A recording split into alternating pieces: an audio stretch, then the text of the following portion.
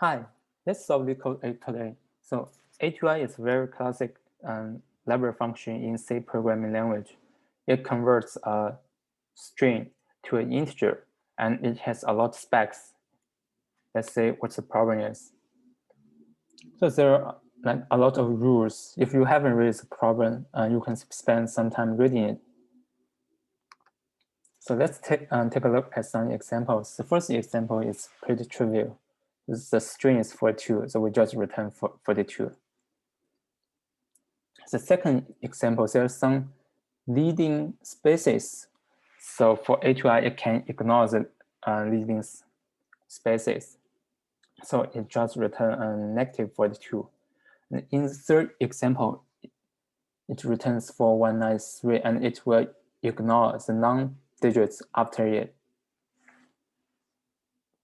And in the first example, it just returns 0 since it cannot read any valid digits at beginning, so it just returns 0. And in the last example, since it's overflow, so it returns in minimum. If it's a very big integer, it will return as an in maximum. So this is my framework. I have a sign. If it's a positive number, the sign is +1. If it's a negative number, the sign will be -1. And I have my result. And at last, I just return my sign multiply result. So let's take a look at this example. So some leading spaces. So at the beginning, I can just ignore these leading spaces. I just erase these spaces. Okay, next, I need to determine it's a positive or number or it's a negative number. So if the first character is plus or minus, I will go into this if branch. And if it's minus, my sign will become -1. Then I just erase the plus or negative sign here. Okay, now I need to iterate every valid digit in my string. So we just get the digit, I call it v, then append v to my results. So this code can handle the SS -42 case successfully, but it cannot handle other corner cases. So that's why the acceptance rate of this problem is pretty low.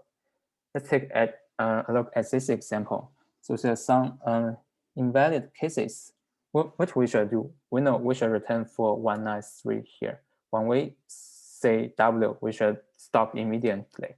So here, when it's not digit, I just break, then I just return my current result. Okay, this code can handle the second case successfully, but we still misses some other corner cases.